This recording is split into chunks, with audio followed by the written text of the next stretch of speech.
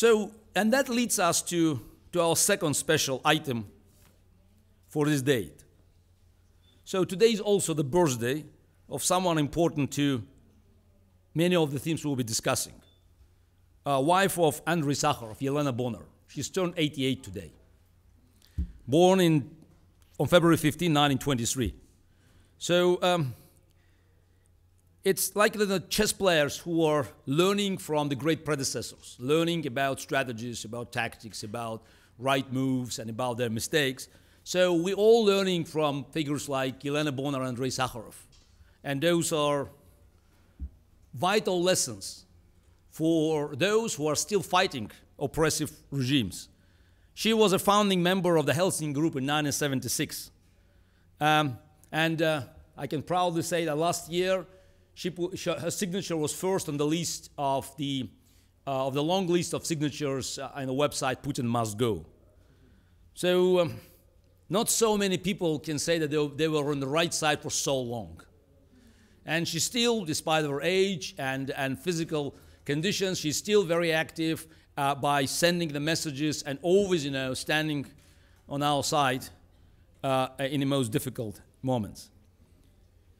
So the Cold War was not so clear, but today we're facing even more complicated situation. It's even worse because it's not even painted, with half colors. It's a total mix. It's a big confusion. So Vladimir Putin also was the man on the cover of Time magazine. But if we could find an excuse, again, an excuse for having Stalin twice as a result of America and England being allies of the Soviet Union in this great war, there is no natural reason for someone who leads a corrupt, aggressive state to be on the cover of the Time magazine as a man of the year. So also this man, as we know, had a KGB history, and people on this picture, they had long and very painful relations with KGB as an institution. So at the time when Sakharov and Bonar and other great personalities of the Soviet era, who almost single-handedly confronted Soviet regime and talked about brutalities and about oppression, they were supported by politicians in the West. But today, we don't have Ronald Reagan, we don't have Margaret Thatcher, we don't have John Paul II. So we can see only very mild and very cautious reaction, trying to find a middle ground. And very often finding middle ground means that you will compromise with your core principles. So what do we learn from those moral voices, great moral voices? So that the voices for change must come internally. But also, what is required is outside pressure.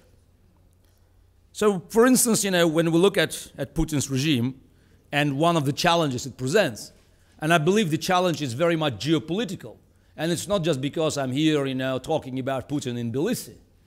I believe that the man, it just sends signals, not literally, but just, by his presence and by his constant success, sends signals to other dictators that being rude, being aggressive, being arrogant, and being defiant always pays the price. So you can win. Many of the dictators around the world, in Iran, in Libya, in Venezuela, in Zimbabwe, I believe they have been energized by the Putin's defiance and his contempt to the Western democracies, multiplied at the same time with an ability to buy favors from Western business people and politicians. When foreign leaders ask you, so what can be done? So what can we do? Putin is invincible. He's way beyond our ability to control him. The simple answer is that it's not a clear picture, but very much due to the fact that unlike Soviet leaders or other dictators of the past, Vladimir Putin and his clique, they are keeping their money in the Western banks. They don't keep money in Iran. They don't keep money in Venezuela. They don't keep money in China. They are fully integrated in the Western economies by building the palaces, buying football clubs, basketball clubs, jets, whatever, financial institutions, newspapers.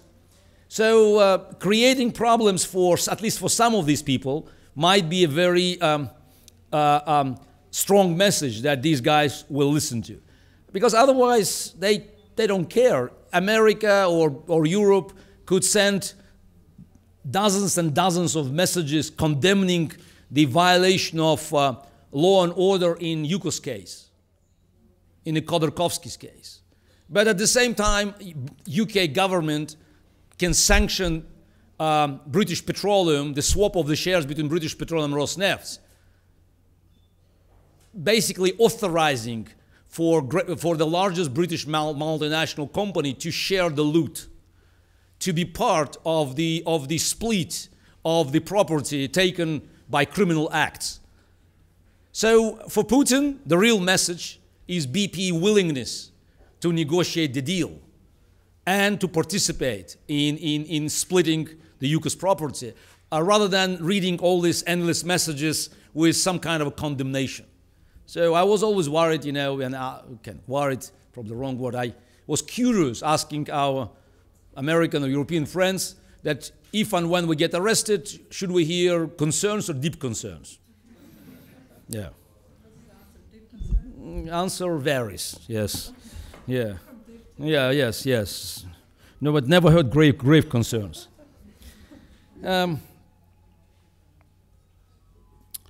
Yeah, and still, you know, today we have some positive examples, some very encouraging stories.